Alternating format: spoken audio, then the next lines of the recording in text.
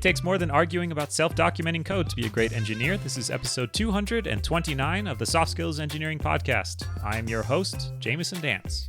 I am your host and self-documenting host, Dave Smith. Soft Skills Engineering is a weekly advice show where we answer your non-technical questions about the technical field of software development.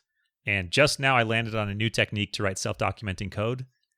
And what's that? Are you ready for it? Yeah. So you write your code, and then you make a comment, and you copy and paste the code into the comment up above the code.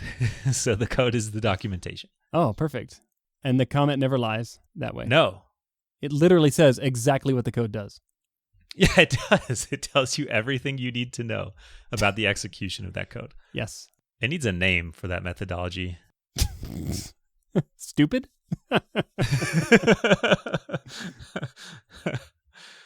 Book learning programming. There's literate programming, and this is like the less sophisticated.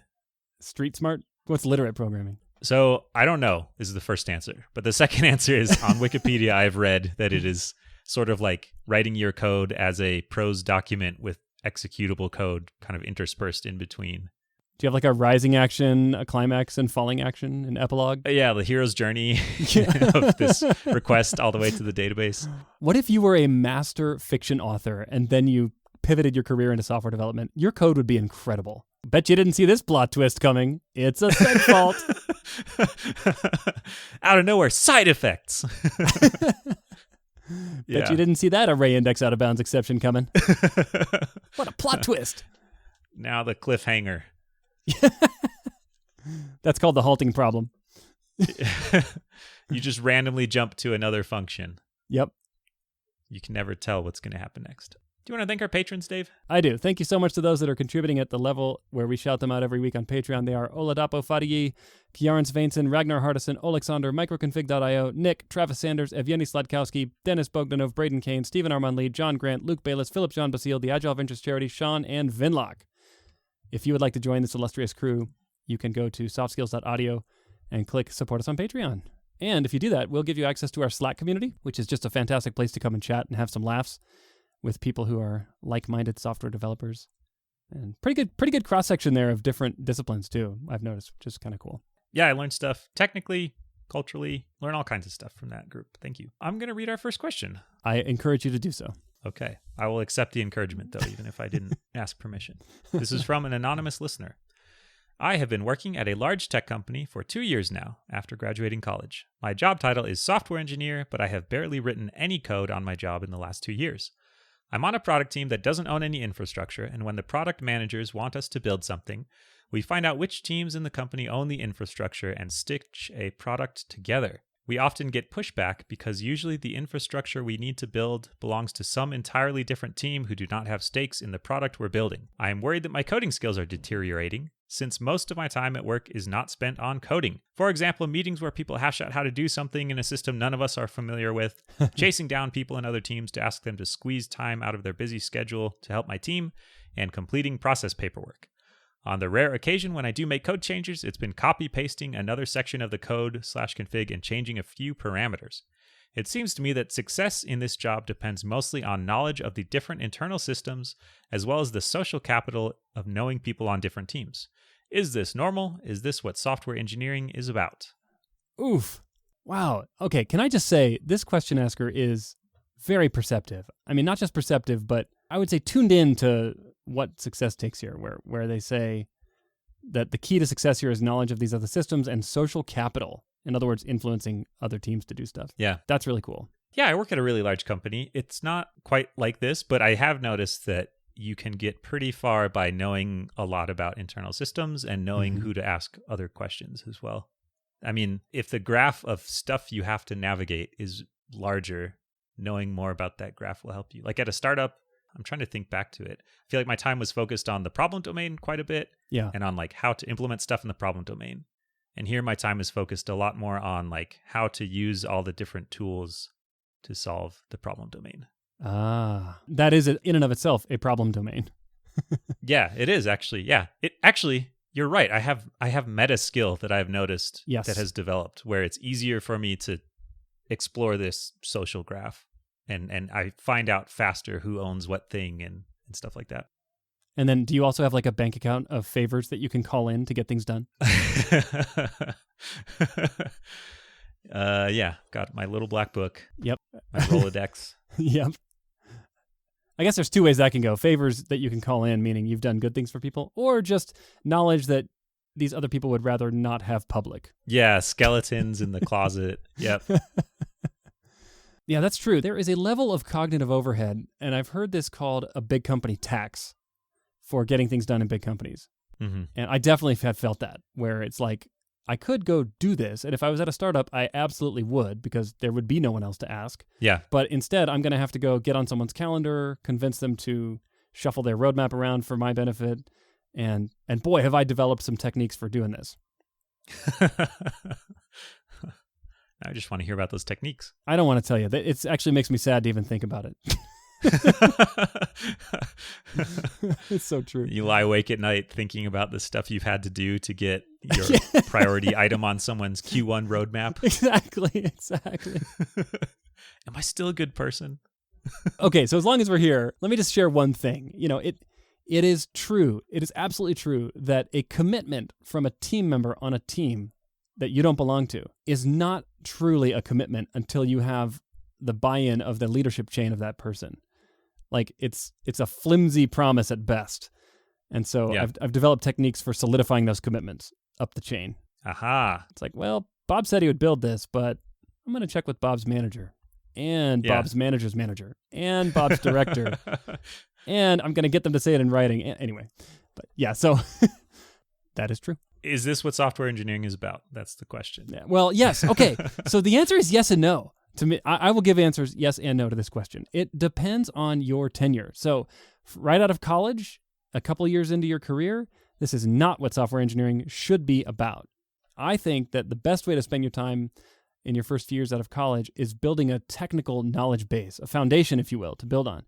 But as you grow and your scope of responsibility increases, then yes, this is what software engineering is about. Yeah. When you're doing things that affect larger groups of people or that you need, it's more than just your own brain sitting down to figure out how to do it. Yeah. And this is where it gets really squishy because it's about convincing people.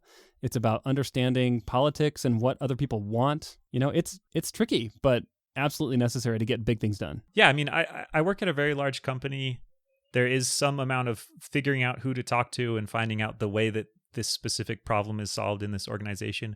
But most of my team's time is still spent like building stuff that we own. This sounds uniquely bad in that you don't own anything. I agree. And then that's exactly true of my company as well, or of my immediate team. It's a big company, but most of the people I work with directly work on their own software, on their own products with control over their own destiny.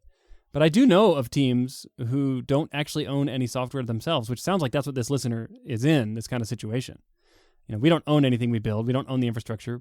We spend our time convincing other teams to build what we need.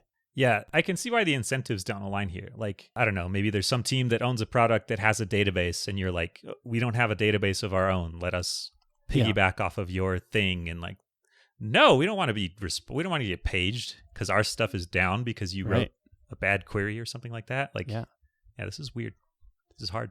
It is hard. It's super hard to manage. And it almost makes me think like you're turning into a glorified technical product manager where you have the technical chops to go interface with these other engineers on these other teams. Yeah. But really you're just giving them requirements. I mean, I agree with your concern that it is bad that your technical skills are not developing. I don't think all is lost though. I think it would be good for you to move to a role where you're more directly creating things, but you could probably be more effective in that role now because of the experience you've had where you've had to do a lot of investigating unfamiliar systems and getting groups of people to work together and stuff. So you sort of like skipped the first half of your career where you're figuring out your technical knowledge base and kind of like done it backwards. And you've developed the like architect or principal or manager skills, but without the tech skills to back it up. So it's like when you're playing one of these video games where you have to like level up certain skills and you did things kind of out of order. Yeah. But it'll make it really easy to go back to the earlier levels and just dominate.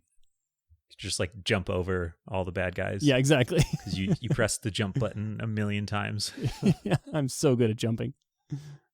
Did you ever play Oblivion? No, never heard of it. It's an Elder Scrolls RPG, and the way that skills work in that game is you get more skilled at a thing by doing it, Okay. and some of the skills are like running. So people would just rubber band their controllers so that their character just runs around for a long time to level up running. It's like the easiest farming ever. Yeah, just like the most boring, soul-sucking grind in the universe. You can just go swim for 14 hours to get faster at swimming. Nice. So that's what's happened here. Yeah, so speaking of large corporate jobs. That's right. We should make a video game where you're actually an employee at a large corporate job and you have to level up these skills. I think there's a game developer simulator. Oh, wow. But I don't think there's a corporate employee simulator. I guess the Stanley Parable is sort of like that a little bit.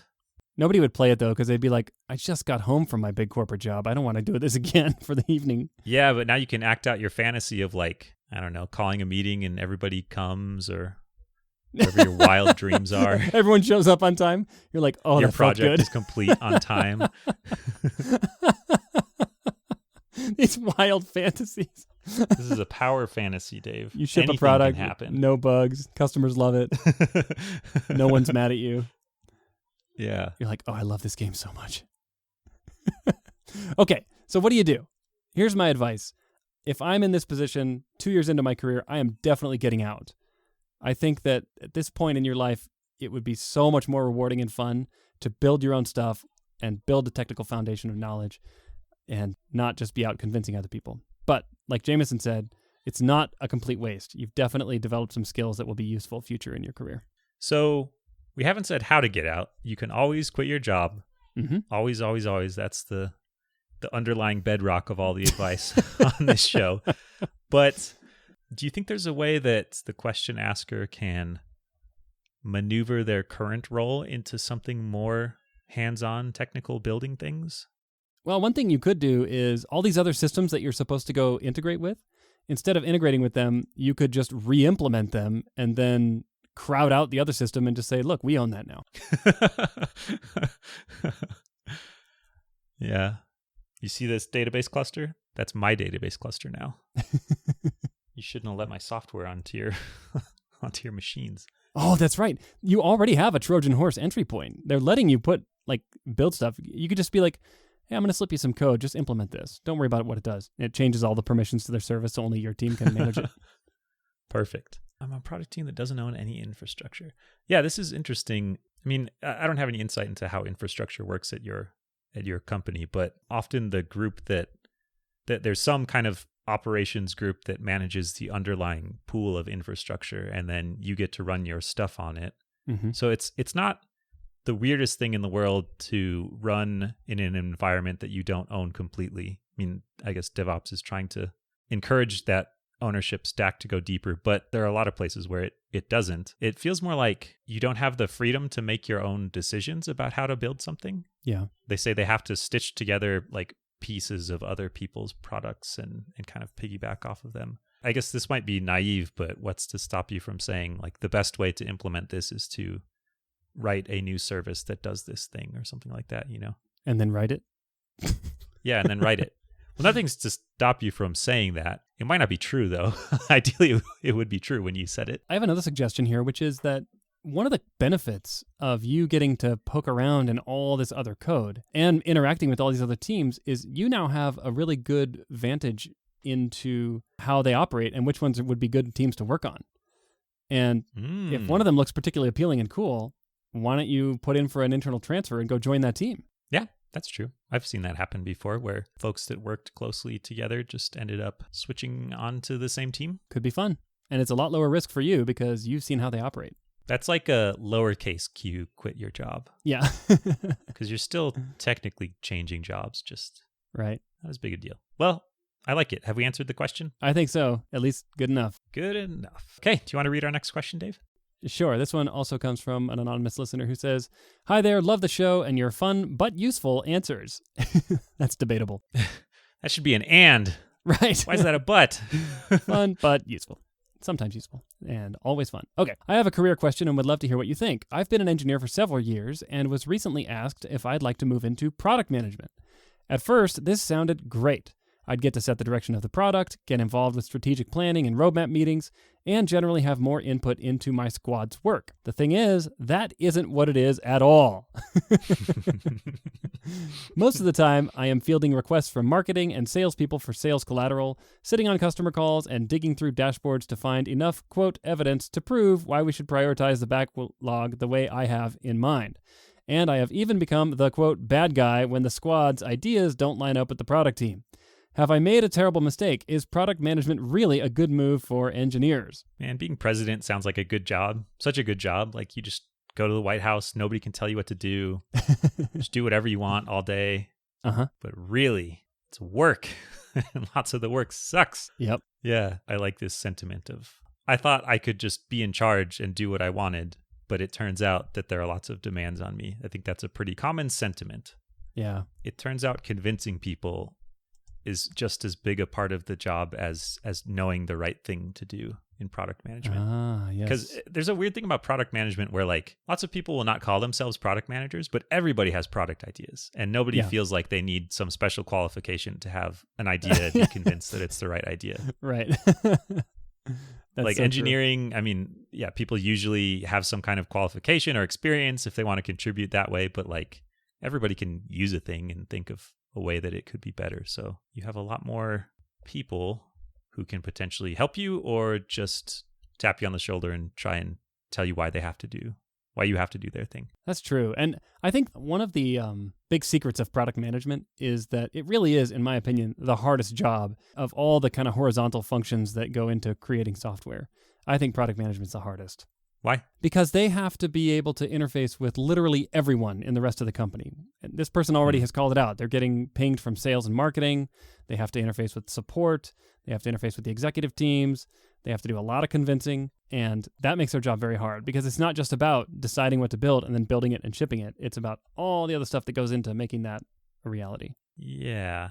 I thought it was interesting digging through dashboards to find enough evidence to prove why we should prioritize the backlog the way I have in mind. I've seen this go poorly where in an environment of very low trust, because you can always ask for more evidence. I don't think there's ever like a super 100% clear, absolute direction that's just self-evident from looking at the product. So true. So I've seen people get stuck in this loop of like, someone disagrees. Instead of saying, I disagree and hashing it out, they say, show me some data. And then, I don't know, there's some stuff you can't have data for. Like, you just got to have a judgment call at some point. So I could see that being frustrating. Exactly. And if you don't give the data, then they can accuse you of not being data-driven. Yep, exactly, which is a cardinal sin. You have to A/B test this new market somehow. Yes. Do and don't go into this new market. Right. And then show the percentage conversion rate change. The beauty of that is every dollar you make, you can say with a very low p-value that dollar was due to the treatment of going into the market.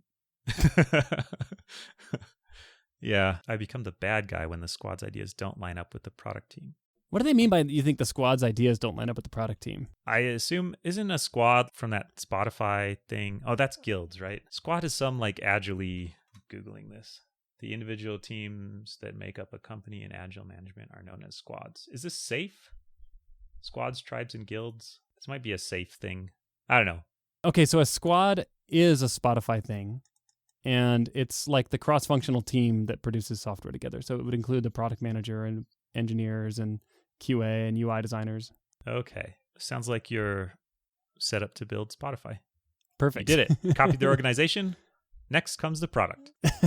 Squad's ideas don't line up. I mean, I've seen it feels like a pretty normal thing to have some push and pull between product and engineering, especially the more separate those are, if they're separate orgs, where products might not have good insight into kind of technical debt or pain points. Engineering might not have customer data or the contact with salespeople. So there's certainly some tension there. Product is naturally inclined to push for new shiny things over kind of like definitely over ripping things out and probably over making existing things better. Yeah. It sounds to me like this listener went into product management thinking it was one thing, which I think a lot of people think it is, and realized that it's actually so much more, and now is wondering if they've made a big mistake. What do you think? Have they made a mistake? So it sounds like their goal for going into product management was having more influence over the direction of the product. And there's all this other stuff that has popped up, like sales and evidence and handling disagreements between product and engineering. But I think a question that would be useful to answer is, but even despite all that stuff, like, do I still have more influence over the product in a way that I want? Because maybe this is the price you pay to get that thing. Sometimes you deal with other stuff too. Right. It's a good point. If you don't, then it sounds way worse. But if you do, like, yeah, this is what it takes to influence the product. You got to convince people that you're right and kind of resolve conflicts when people disagree with you, and that's a fair point. Handle sales, because it turns out that people, they want to sell the thing, so they get giant commissions, and product helps that. And yeah. So I've seen 2 examples of people in their careers as engineers who wanted to have more control over something and more influence over something, and found that the best way for them to do that was to get adjacent to the role that they thought might have more control. Let me give 2 examples. So the first one is actually an example of a product manager. This was an engineer working on a team at a company I worked at, and we thought this person would be a great product manager. And so we offered that to them, and they said, okay, but I'm only doing it for 6 months. I'm interested in the idea of having more influence over this product. That sounds great. So 6-month trial period, and then we'll see how it went. Well, after 6 months, the engineer said, nope, I want to go back to being an engineer. And we respected that. And I think they discovered that really as an engineer, and in this case, more of like a team lead engineer role, they actually had more influence over the project, not necessarily more than the product manager, but enough to satisfy their desire while not having to deal with like the 80% stuff that a product manager does that they didn't want to do. So that was the first example of getting adjacent to the role. So it was more of like a tech lead role than a product manager. The second example is a friend of mine who loves having influence over engineering teams and building great culture, but hates management. They also tried becoming a manager, and after a few months said, I don't want to do this, and have since built a fantastic career as a manager's partner, still officially only in the role of a technical lead for the team. So they're still an engineer, they're not in management, but they have had such positive impact on several teams that I've observed them on, where they fix things like culture problems, they've helped resolve conflicts that normally you would think is only a manager's job, but they love it because they don't have all the management responsibility, but they can still influence the team. So I think sometimes when you want to have influence over an area, you might be surprised to learn that getting adjacent to the official role is actually more beneficial than being in that official role. I think we've talked about this before, but there's this thing that happens when you're an engineer and you contribute to the product, where you get lots of kudos sometimes, because people don't always expect it. If they've kind of got this model of what engineering is like in their head, and then suddenly you want to meet with customers or something, then that's awesome. Oh, an engineer who's super interested in product, and you're doing such a great job. And then if you move into where that's your job, you don't get the kudos as much anymore. Yeah, they're like, wow, you're a really terrible product manager. yeah. You can be doing the same amount of quality impact on the product, but like the expectations are a lot different. Yeah. So expectations management. Set yourself up to where failure looks pretty good. Yeah. This also reminds me of the question we talked about last week about becoming, there's somebody who was trying to move into this tech lead role, but wasn't given the title and the raise. Yeah. And I think we ended up talking a lot about this idea of a trial period where you kind of try it out so it's easy to back out. And too late, but wouldn't it be great if this was a trial period in product management? So you could say, actually, I don't like this. That would be great. Once again, it all comes to time travel. I mean, so many of our answers. Yeah. Just go back in time and do it different. Yeah, that would solve a lot of problems. And introduce some amazing paradoxes we never saw coming. I mean, what could possibly go wrong? Yeah, I would like to be the agile time traveling consultant. How's that? What do you mean? Oh, I don't know. Just make money by saying nonsense, but it's related to time travel somehow. Oh, I see. keeping time travel within the time boxes. Yeah, or like, I don't know, going back and tweaking the sprint commitment. If you're a hardcore Scrum group, look like you always hit your numbers. By going back in time and telling you what to commit to. Is that the dumbest use of time travel you could possibly think of? Yeah. It feels like it is. I want to time travel just so I can go adjust this field in Jira. Yeah. Nothing else will change. The only thing that will change is I'll be able to say I hit all my commitments by shrinking the denominator. Surely that couldn't have any unforeseen consequences. Yeah, probably not. I'm sure it's safe. I mean, if time travel movies have taught me anything, you can make small changes and not have huge impacts on the future. Yep. Okay, I think I've used up all my brain power on this question. Okay. You got anything else? I mean, I would say it's probably time to get out. It sounds like this is not what you wanted to do, and you jumped into this job without knowing what it really involved, and I would probably bail out. I think you can achieve your goals outside of the product management realm. And now you know. Yep. I have seen lots of engineers become successful product managers, so it's not impossible. They are good, and they do tend to be the favorite product managers that the other engineers have ever worked with. Have you ever noticed that? Yeah. I've heard you say that before, but also I know some folks who have gone into it and really enjoy it. Yeah, it can be a very viable thing, but it kind of takes a special personality that's a little more rare in engineering. I like this bold direction that you set, Dave, of explicitly recommending doing a thing instead of saying it depends. And I'm going to increase the contrast by saying it depends and being wishy-washy. Yeah, I think you should look at if it's achieving your goals or not. And if it's not, then do a different thing. But if it is, just keep going. You might also, I mean, this is a dangerous road if it doesn't work out, but you might also try going into product management at a different company, because product management varies a lot from company to company. Yeah. All right. Now we've answered the question. Okay. Good work. Good work, team. Yeah, you did great. What can people do if they want their own questions answered? Go over to softskills.audio in the World Wide Web and click on Ask a Question. We've got a little form you can fill out there. Thanks so much to everyone who has done that. We really appreciate all the questions we get. One day, we will get to all of them. Although at the current rate, that will never happen. So you have to slow down. Or we'll have to speed up. This is like the countable versus uncountable infinities. Okay, how so? For every episode, we get like an uncountable number of questions? Yeah, there's just, they're both, we will do the show forever and we will get questions forever. But currently, we have more infinity questions than infinity showtime. Yes, that's right. All right, think about that, I guess. The next That's week. your homework. I'll leave you to ponder that. We'll catch you next week.